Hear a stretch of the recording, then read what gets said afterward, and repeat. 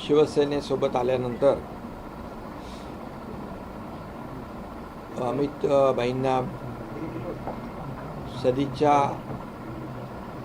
भेट म्हणून आम्ही त्यांचे आशीर्वाद घ्यायला गेलो होतो आणि त्याचबरोबर या खासदारांच्या मतदार क्षेत्रातल्या विकास कामांचे काही प्रस्ताव, काही पत्र देखील या ठिकाणी दिलेले आहेत आणि त्यामध्ये अनेक प्रश्न असतील, सिंचनाचे असतील, मराठवाडा, कृष्णा मराठवाडा सिंचन प्रकल्प असेल, रेल्वेचे काही प्रश्न असतील, त्याचबरोबर रस्त्यांचे काही प्रश्न असतील आणि काही वेगवेगळ्या प्रकारचे प्रत्येकाच्या मतदारसंघातले विषय होते आणि सर्व विषय कृषी विभागाचे काही प्रस्ताव होते, पंतप्रधान आवास योजनेतले काही होते, नगरविकास विभागातले जिथे नगरपालिका महापालिका आहेत त्यांचे विषय होते, ग्रामविकासाचे देखील होते, त्याचबरोबर जे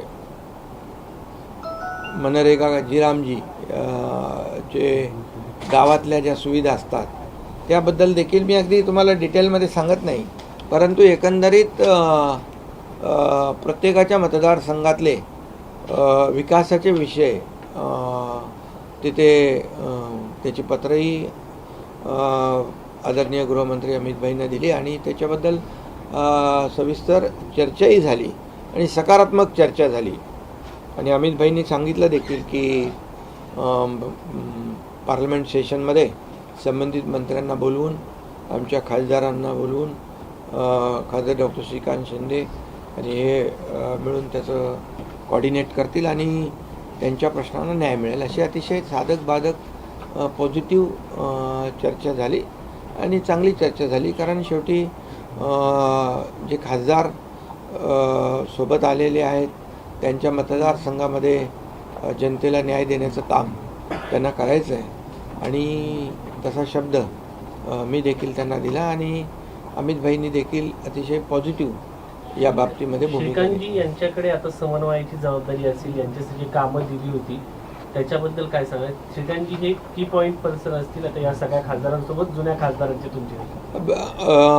अमित भाईंनीच स्वतः श्रीकांतला सांगितलं की बाबा तू हे जे काय कम्युनिकेशन आणि कोऑर्डिनेशन जे आहे या आपल्या शिवसेनेच्या 6 खासदारांच्या बरोबर, अगोदरच्या 7 खासदारांच्या बरोबर ठेवून म्हणजे सोपं आहे ना, ते काम सोपं काम होईल आणि त्यांचे प्रस्ताव मार्गी लागतील. केंद्रीय मंत्रिमंडळ विस्ताराबद्दल चर्चा झाली का काल अमित शहांबरोबर? या काय कालच्या बैठकीमध्ये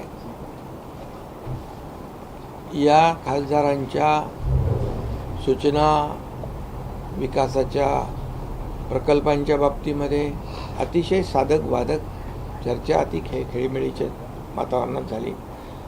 केंद्रीय मंत्रिमंडळाच्या बाबतीमध्ये कुठलीही चर्चा कालच्या बैठकीत नव्हती. मुद्द्यावरती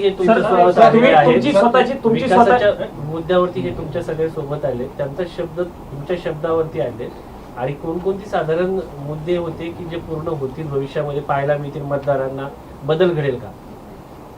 मी तुम्हाला सांगतो, मी म्हणून तर स्वतः आलो. स्वतः या ठिकाणी अमित भाईंना शुभेच्छाही सदिच्छाही भेट होती आणि विकास कामही होती. काही मतदारसंघात तर नगर विकास विभागाच्या, सामाजिक न्याय विभागाच्या माध्यमातून कामही सुरू झालेत. म्हणजे कामही सुरू झाले, GR निघाले आणि इतर जे काही विभाग आहेत त्या माध्यमातून देखील कामं होतील आणि पाठपुरावा जो आहे याचा खासदार डॉक्टर श्रीकांत शिंदे करतील आणि दिल्लीच्या पातळीवर पाठपुरावा करणं सोपं होईल. महाराष्ट्राच्या पातळीवर मी आहेच. सगळ्या खासदारांच्या बैठकीनंतर पास होतील म्हणून हे विधेयक दोन्ही सगळ्या खासदारांच्या बैठकीनंतर दोघांची स्वतंत्र बैठक झाली, त्या बैठकीत काय चर्चा झाली? मी आधीच सांगितलं की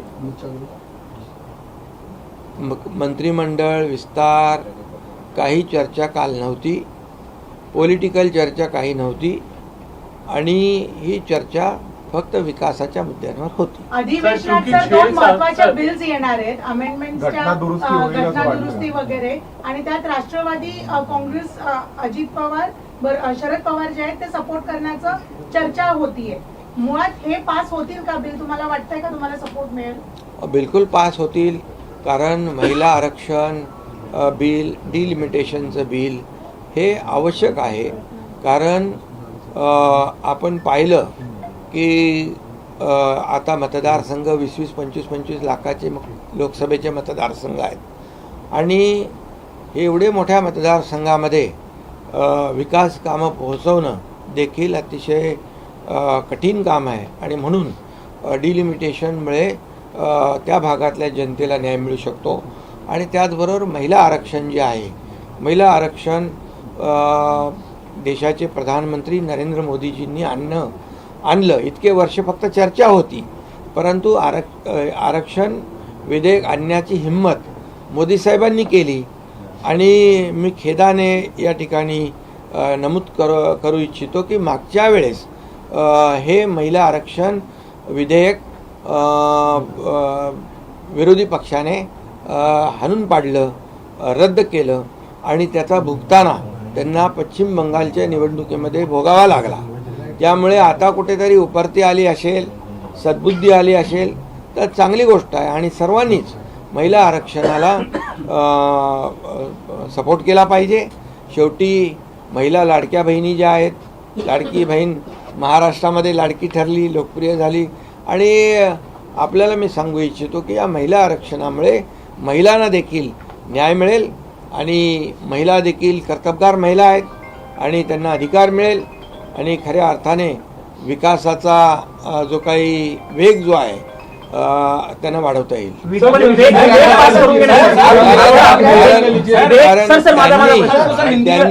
त्यांनी खऱ्या अर्थाने पहिली गोष्ट, मागच्या वेळेस ज्यांनी महिला आरक्षणाला विरोध केला ते अतिशय चुकीच्या पद्धतीने चूक केलेली आहे.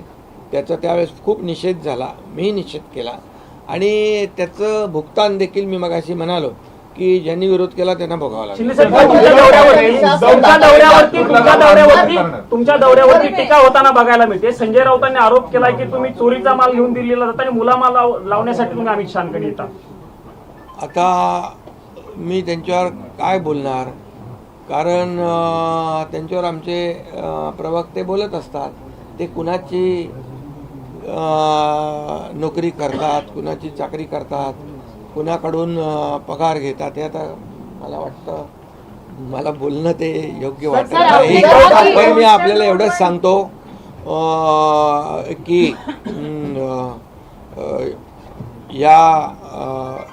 यामध्ये की चोरी कोणी केली, बाळासाहेबांच्या विचारांची गद्दारी कोणी केली, हिंदुत्वाशी बेईमानी कोणी केली आणि त्याचबरोबर महाराष्ट्रातल्या जनतेशी जी खऱ्या अर्थाने त्यांचा विश्वासघात कोणी केला, हे महाराष्ट्रातल्या जनतेने पाहिलेलं आहे आणि त्यांना धडाही शिकवलेला आहे.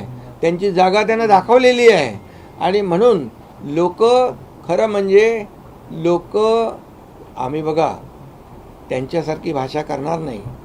ते तुडवायची भाषा करतात, आम्ही वाढवायची भाषा करतो. ते अतिशय खालच्या पातळीवर जाऊन 4 वर्ष आम्हाला शिव्या देत आहेत, 4 वर्ष आम्हाला शिव्याशाप देत आहेत. परंतु हे शिव्याशाप देणारे लोक आता दररोज त्यांचा खड्डा खोल होत चाललेला आहे आणि महाराष्ट्रातली जनता आमच्या बाजूने उभी राहते आहे. आणि मला वाटतं ते कुणाचं काम करतायत हा आत्मसंशोधनाचा विषय आहे, पण जे ते करतायत ते चांगलं करतायत. सर, आपके पास 4 सांसद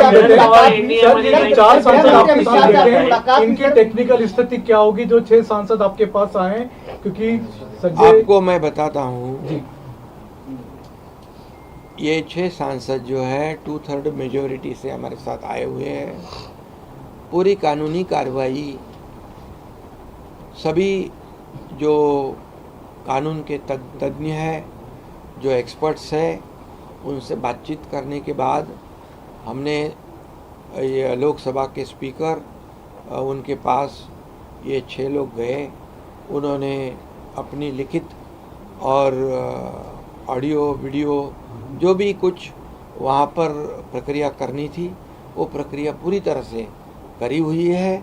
और ये लोकशाही में हम कहते हैं मेजॉरिटी बहुमत को महत्व होता है।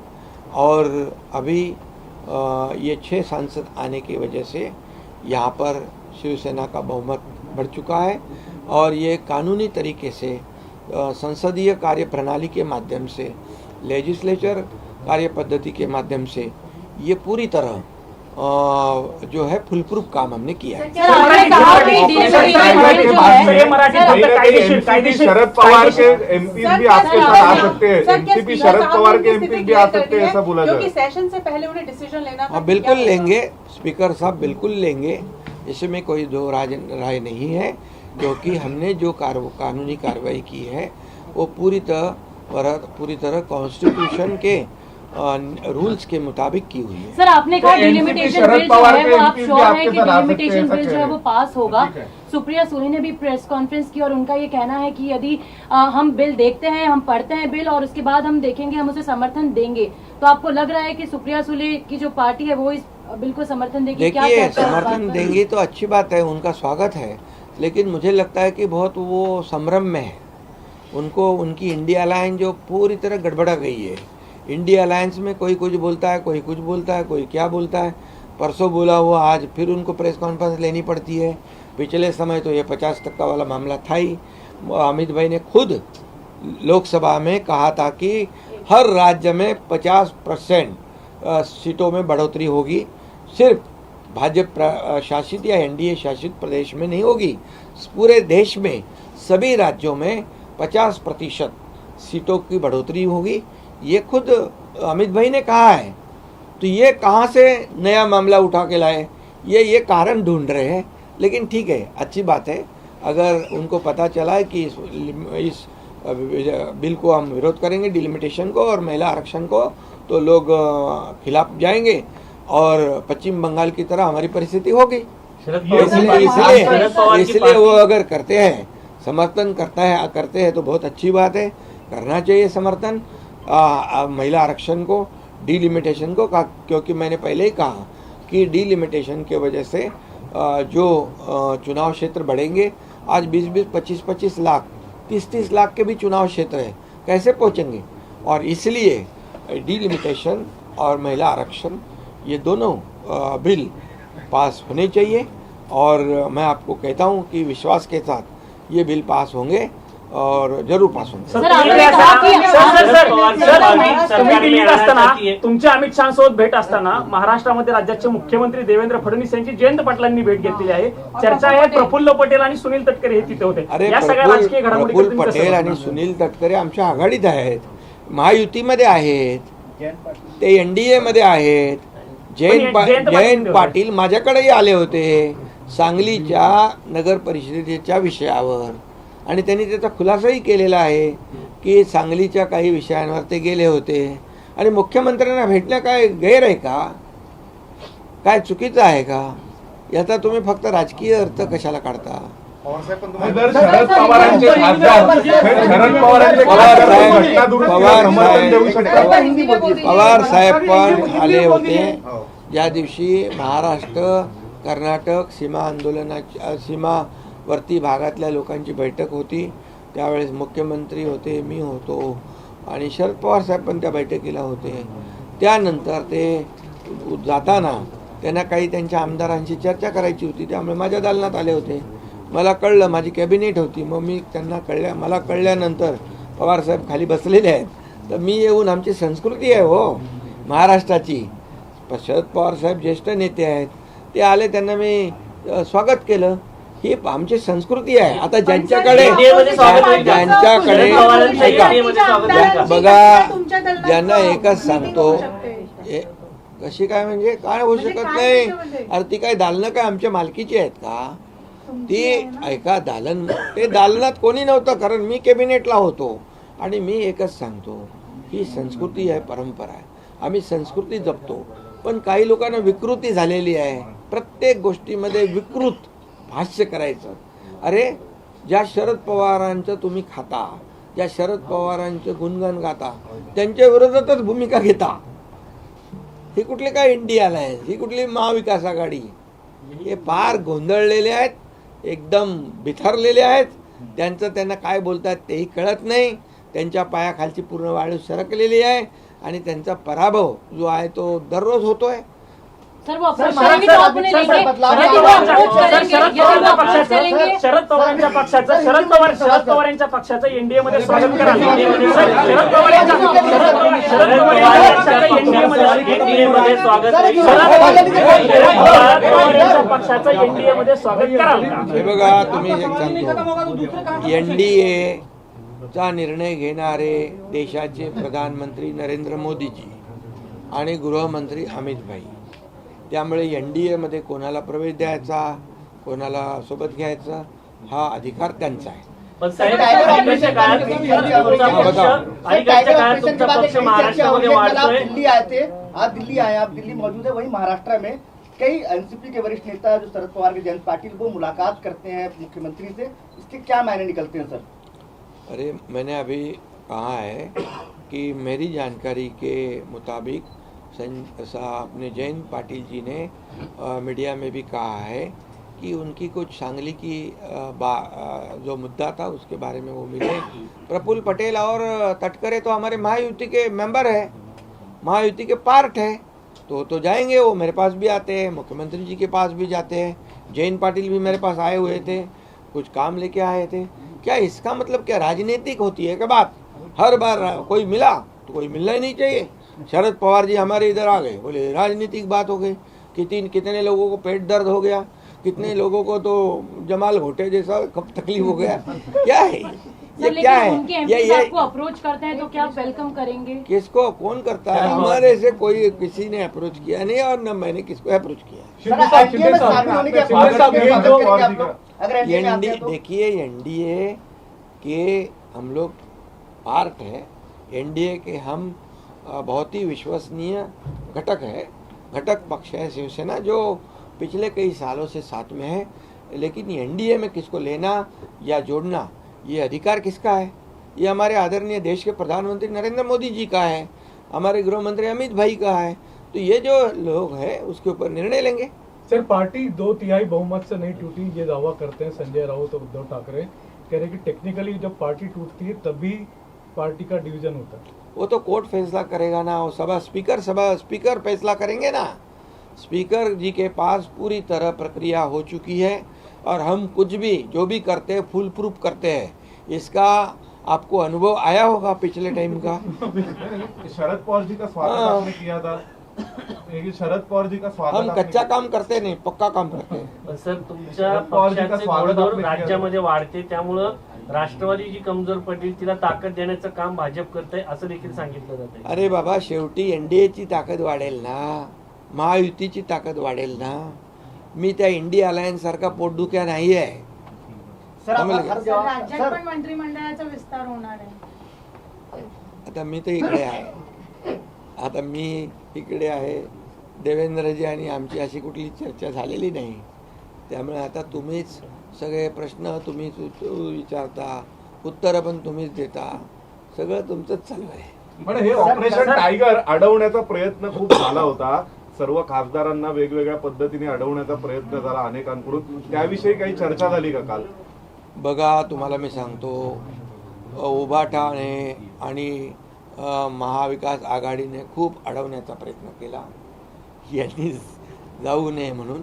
आणि त्यामुळे परंतु त्यांनी ठामपणे निर्णय घेतला की विकासासाठी आपल्याला गेलं पाहिजे. त्याने अनुभव घेतला मागचा. अरे त्यावेळेस काही लोक म्हणाले होते एक तरी निवडून आणून दाखवा. मी म्हणालो एक निवडून नाही आला तर मी राजीनामा देईन, शेती करायला निघून जाईल. 60 माणसं निवडून आणले ना. एकनाथ शिंदे ज्याच्या मागे उभा राहतो पूर्ण ताकदीने उभा राहतो. मी आपल्याला म्हणतो की एनडीए मध्ये पण मोदीजी असतील, अमित भाई असतील, इतर नेते असतील, ज्याच्या मागे उभं राहतात ते पूर्ण ताकद, काय म्हणतो त्याला हिंदीमध्ये, चट्टान की तरह. आणि त्यामुळे तसाच एकनाथ शिंदे पण ज्याच्या मागे उभा राहतो तो ताकदीने उभा राहतो. तुम लढो हम कपडा संभालते है असं एकनाथ शिंदे करत नाही. सर, पंढरपूरची वारी सुरू आहे. पंढरपूरची वारी सुरू असताना अनेकांकडनं पांडुरंगाकडे साकडं घातलं जातं आणि त्यातले तुमच्या पक्षाचे नेते जास्त पुढे आग्रही असल्याचं बघायला मिळतंय.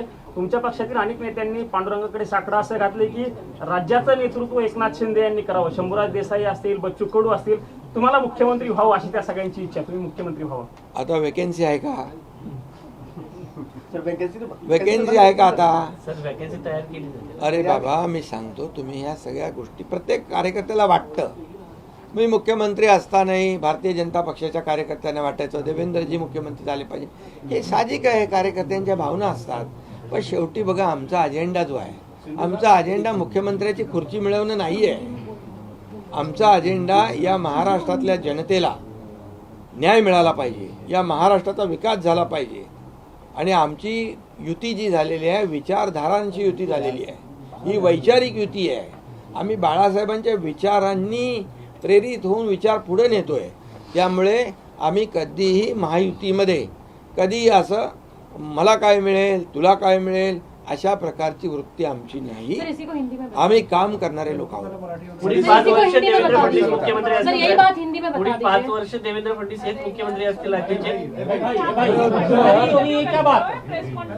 इसी को आप थोड़ा हिंदी में हिंदी जो में आप बता बोले आप ब्रीफ कर दीजिए। देखिए, अभी मुख्यमंत्री पद की कोई वैकेंसी है क्या?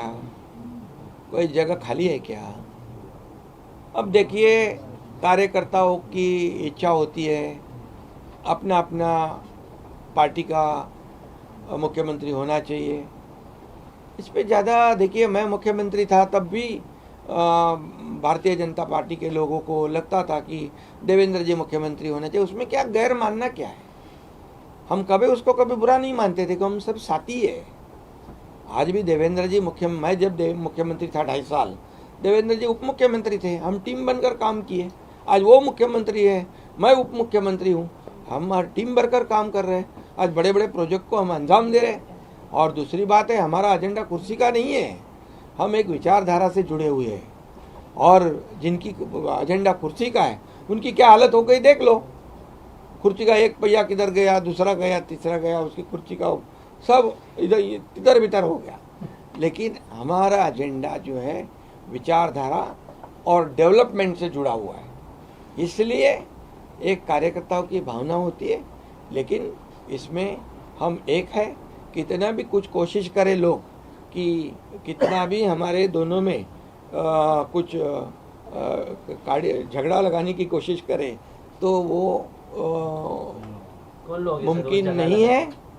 वो बिल्कुल मुनासिब नहीं है, वो नामुमकिन है. क्योंकि हमारा एजेंडा डेवलपमेंट है, हमारा एजेंडा हिंदुत्व है, हमारा एजेंडा बाला साहब ठाकरे जी के विचारधारा को आगे बढ़ाना है, ये इस राज्य को आगे बढ़ाना है. बोलो अभी क्या चाहिए? तो ये झगड़ा लगाने वाले कौन लोग हैं सर? अरे विपक्ष वाले लगा रहे हैं भैया, उनको क्या हाथ में आने वाला है? उबाटाचे लोक सर, ऑपरेशन को आप शरद पवार की पार्टी सपोर्ट कर रही है. सर, जैसे जो महिला आरक्षण बिल आएगा, इसमें महाराष्ट्र की संख्या ठीक ठाक रहेगी समर्थन करने के मामले में? अगर आपकी युति को छोड़ दें तो बाकियों की अगर हम बात करें, देखिए, जो काम जो नहीं करेगा उसकी हालत पश्चिम बंगाल जैसी होगी, समझ लो. महिलाएं क्या जादू कर सकती है? हमारी लाडली बहना क्या जादू कर सकती है? वो देखो. सर, ऑपरेशन टाइगर 2.0 कब देखने के लिए मिलेगा? हाँ? अगला ऑपरेशन 2.0 क्या जारी है? अभी आपने कहा कि देखिए, आपकी ये कोशिश रहती है कि आप ज्यादा से ज्यादा लोगों को अपने साथ जोड़ें. मेरी कोशिश यही है कि अच्छा काम करे. लोग जुड़ते हैं, लोग साथ आते हैं विश्वास के साथ. लोगों ने काम देखा है कि 2.5 साल का मुख्यमंत्री पद कार्यकाल का काम मेरा देखा है. तब कई विकास प्रकल्प को महाविकास आघाड़ी ने स्टे दे के रखा था. उनकी स्थगिति सरकार थी, हमारी प्रगति सरकार है. उनका पैर ब्रेक पे था, हमारा पैर एक्सीलेटर पे है. हमारा विकास जोर से चालू है. इसलिए लोग आ रहे हैं, जुड़ रहे हैं. हम किसी को तोड़ नहीं रहे. तोड़ने की भाषा वो लोग कर रहे हैं, हम जोड़ने की भाषा करते हैं, तोड़ने की नहीं. सर, चर्चा सुरू आहे की फायनान्सच्या पोर्टफोलिओ पण चेंज होणार, त्याच्यावर काही निर्णय अजून? बघा, मी सरकारमध्ये आहे, अजून तरी मला माहीत नाही, परंतु तुम्हाला माहीत आहे. तर तुम्हाला काय माहीत आहे ते मला सांगा. सर कोस्टल रोड एक सेकंड, बहुत बढ़िया। एक सेकंड। डिलिमिटेशन पे अब शरद पवार की पार्टी जो है वो समर्थन करने वाले हैं। ये बदलाव ये अचानक कितने से बार क्यों आ रहे हैं? पूछोगे? नहीं वो मराठी में हिंदी में मुझे एक बार बताइए। अरे हिंदी में एक बार हिंदी में बताइए। बता दिया, नहीं एक बार बताइए क्या बताऊँ भला? कि सुप्रिया सुले जो है हाँ। वो सांसदों के साथ सपोर्ट करने वाले हैं डिलिमिटेशन के। और स्वागत है, अच्छा है, करना चाहिए। उन्होंने पिछले टाइम नहीं किया, गलती किया, वो महिलाओं को अपमान किया, महिला आरक्षण का अपमान किया है, और इसलिए उनको अभी कुछ अच्छी बात सोची होगी, तो अच्छी बात है। उनको मालूम है कल पिछले टाइम गलती किया, इसलिए पश्चिम बंगाल में मार खाना पड़ा। अभी ऐसे ही आगे बढ़ेंगे तो पूरी तरह मार खाएंगे। तो सर कोस्टल अच्छा है, रोडवर अच्छा अजून है, एक कारला accident अच्छा आहे. झालाय. सर कारला आग लागली आहे बोगद्यात, तर तुम्ही काय सांगणार की दुसरा मोठा ऍक्सिडेंट असं दिसत आहे, नागरिकांमध्ये पळापळ दिसते. कारण गाड्या सोडून पॅनिक सिच्युएशन. त्या ठिकाणी तिथली अग्निशमन यंत्रणा अतिशय अद्ययावत आहे, आणि दुर्दैवाने अशी घटना घडली असेल तर नक्कीच त्या ठिकाणी ती यंत्रणा जी आहे ऑटोमॅटिक ॲक्टिवेट होते, आणि त्या ठिकाणी कुठलीही जीवितहानी होणार नाही याची काळजी आमचे लोक घेतील. ऑपरेशन टाइगर का बाकी है सरकार एक क्या? संविधान संशोधन और लेकर आ रही है सर। सरकार एक और संविधान संशोधन लेकर आ रही है कि पीएम हो या सीएम हो या मंत्री हो, अगर वो आरोपी होते हैं, आपराधिक मामले आते हैं, तो उनकी स्वतः ही कुर्सी खत्म हो जाएगी। विपक्ष इस पे कई तरह की बात कर रहा है कि ये तो राजनीतिक दुर्भावना की वजह से लाया जा रहा है। आप किसको कैसा मानते हैं इस बिल को? कौन लाए, कभी लाए? केंद्र सरकार लाने की तैयारी में है, जेपीसी के पास है, पीएम हो या सीएम हो, अगर मामला आया तो तो कुर्सी देखिए अभी जाएगी। पीएम कौन है? मोदी जी है, बराबर है। तो जो खुद ही ऐसे बिल को लाना चाहते हैं तो इसका मतलब उनको बेदाग है। अगर उनको इतनी भर भी कोई ऐसा डर होता कि इसके अंदर कल उठकर निर्णय लेने के बाद कुछ तकलीफ हो सकती है तो वो क्यों लाते? 2014 वाली बात के ऊपर मैं नहीं जाने वाला था, लेकिन 2014 से पहले 2G स्पेक्ट्रम, कॉमनवेल्थ, चारा घोटाला, गोबर घोटाला, कोयला घोटाला, कितने घोटाले हर रोज बड़े पूरे फ्रंट पेज में हम वही पढ़ते थे। और इसलिए 2014 को यूपीए कांग्रेस सरकार को जनता ने हटा दिया, मोदी जी को लाया। आज मैं बताऊंगा 2014 के बाद 2026 12 साल में आज देश की प्रगति क्या नहीं हुई है। गरीबी हटाओ, गरीबी हटाओ, कांग्रेस कहती थी गरीबी हटी, क्या गरीब हट गया? गरीबी नहीं हटी, लेकिन मोदी जी के काल में 32 करोड़ लोगों को गरीबी से ऊपर उठाया। 80,000 करोड़ लोगों को 80 करोड़ लोगों को मुफ्त में अनाज देने का काम मोदी सरकार कर रही है। डेवलपमेंट इतने जबरदस्त, महाराष्ट्र का ही मैं बताऊंगा, 10 साल में यूपीए ने 2 लाख करोड़ दिए थे, मोदी जी की सरकार ने 12 लाख करोड़ दे दिए। ये है विकास, ये है डेवलपमेंट। और इसलिए स्वच्छ सरकार और करप्शन फ्री सरकार होना चाहिए। इसके लिए ये बिल आ सकता है तो उसका स्वागत करना चाहिए। अभी आगे जो विरोध कर रहे हैं उनका तो क्या फर्स्ट है मालूम नहीं, लेकिन मोदी जी का नेशन फर्स्ट है और अपोजिशन का करप्शन फर्स्ट है, इसलिए डरते होंगे वो। शिंदे जी, राम मंदिर को लेकर जो उद्धव शिवसेना है वो अभियान भी चला रही है कि जो हुआ है वहां पर चढ़ावा चोरी में वो गलत हुआ है। आप लोग किस तरीके से देखते हैं इसको? आंदोलन नागपुर से भी चल रहा है, अयोध्या तक जाएगा, क्या कहेंगे इसको और ये राम मंदिर के पूरे विषय को? देखिए, जिन्होंने राम कार सेवक को, राम सेवक को, राम भक्तों को हरामखोर कहा, ये भी आपको पता है। हिंदुत्व की विचारधारा को लेना ये हमारी गलती थी, ऐसे शब्द मुख्यमंत्री रहते हुए सदन में निकाला हुआ है। अभी वो राम रक्षा की बात कर रहे। देखिए, मैं ये कहूँगा, जिनको महाराष्ट्र की जनता ने उनके करतूत की शिक्षा दी, अभी उनको राम रक्षा याद आ गई है। अभी उनको पता चला है जो नहीं राम का वो नहीं किसी काम का। अभी इसलिए ये राम भक्ति उनके मन में आई है। हनुमान चालीसा बोलने वाले को जेल में ठूसने वाले कौन थे? हनुमान चालीसा बोलने वाले जेल में डालने वाले कौन थे? राम रक्षा का आंदोलन करते। राम रक्षा पूरी तरह बोलने तो आनी चाहिए। और इसलिए मैं कहूंगा कि वो खुद की पार्टी की रक्षा नहीं कर पा रहे, इसलिए राम रक्षा पे आए हैं। राज्यामध्ये शेतकरी कर्जमाफी सोबतच वीज बिल देखील माफ करण्याचा निर्णय झालेला आहे. शेतकऱ्यांनी समाधान व्यक्त केलं जातं वेगवेगळ्या ठिकाणी. शेतकऱ्यांचं कर्जमाफी करणार म्हणून 2024च्या निवडणुकीच्या वचननाम्यामध्ये आम्ही वचन दिलं होतं की शेतकऱ्यांची कर्जमाफी करणार आणि ती आम्ही पूर्ण केली. या बजेटमध्ये मुख्यमंत्री महोदयांनी घोषणा केली आणि त्याच्यामध्ये जे काही 50,000ची अट होती तीही काढून टाकली. त्यामुळे शेतकरी हा अन्नदाता आहे, शेतकरी हा आमचा मायबाप आहे आणि म्हणून बळीराजाचा अधिकार, आमच्या सरकारच्या तिजोरीवर पहिला अधिकार बळीराजाचा आहे असं आम्ही नेहमी म्हणतो. आणि म्हणून बळीराजासाठी, शेतकऱ्यासाठी जे जे काही करावं लागेल ते आम्ही करू. धन्यवाद. थँक्यू. सर 30 सेकंड थोड़ा सा वीडियो बन जाए. अच्छा अरे पीछे हो जाओ भाई साहब, आप लोग पीछे हो जाओ, थोड़ा पीछे हो जाओ. अरे एक छिपरा है आपसे सर, थोड़ा सर आज चले जाएंगे राजेश सर दिसत नाही सर आज चले अभी चले जा रहे हैं. हाँ सर एक खड़े होकर हाँ सर खड़े होकर भी कर दीजिए. सर एक ग्रुप फोटो करवा दीजिए. हाँ खड़े होकर ग्रुप हो जाएगा. उभे राहा. खड़े होकर ग्रुप हो जाएगा.